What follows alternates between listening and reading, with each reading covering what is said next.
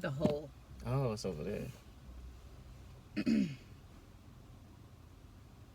Are you gonna say anything? This is your idea. Why do you always do this? It's your idea, but I have to be the one. I'm not even the talker. You're the talker.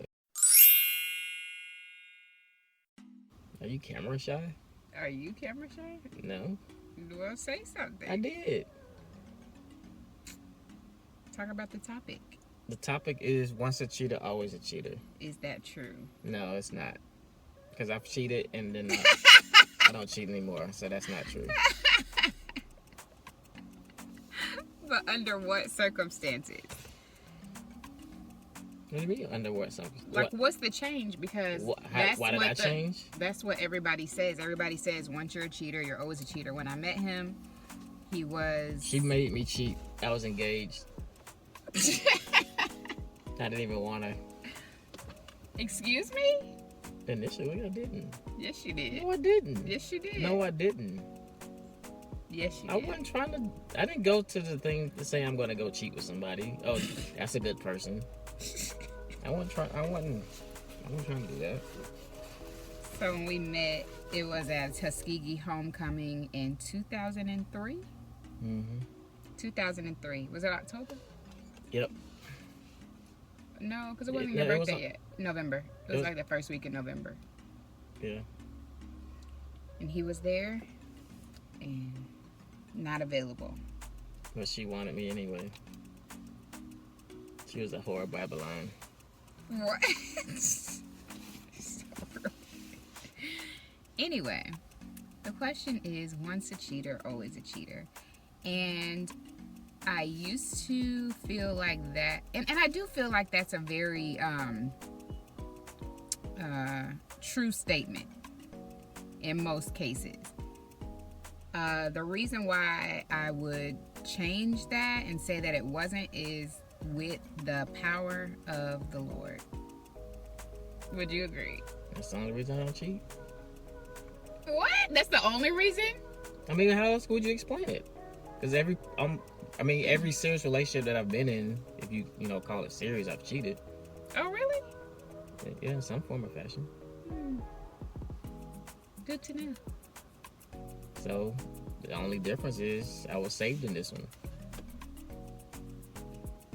There you go.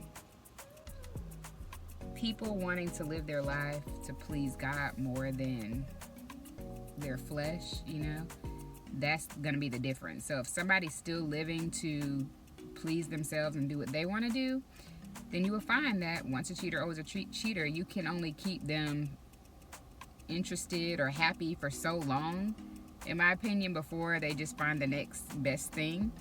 So I do feel like unless there is a man who is loving the Lord first and then you second, that statement can remain true. Now, I'm not saying everybody out there, once they cheated, they're always going to cheat it, but what is their reasoning for not stepping out? And it's often because they have grown to love the Lord so much that they don't want to mess that relationship up. They want to have a nice, strong relationship with the Lord. And yeah. And it's definitely important because every relationship, regardless of what category you would put it in, whether it's good, great, not so good, at some point you're going to get on each other's nerves. At some point it's going to be is this really cracked up to what it's supposed to be? Are there some other options? What are my options? At some point, whether it just cross your mind or whether you actually take it to heart or put thought into it, at some point that's going to come across your mind. And the only thing that's going to keep you is the Word of God and the relationship you have with Him. Because there's plenty of times where we've had some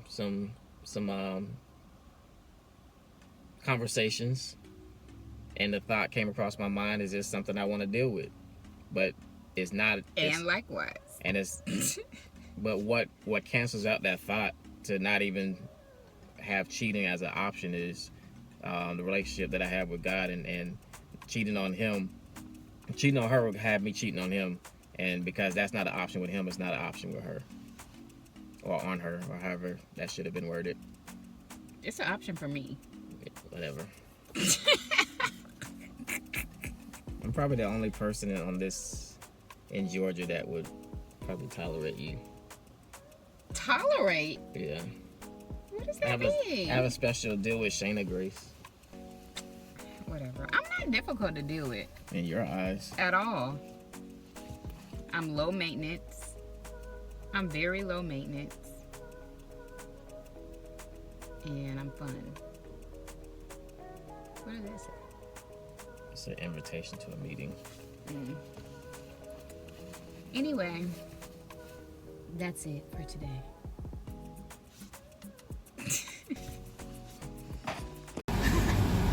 You know somebody loves you if they'll buy you broccoli and you're gonna breathe it in their face.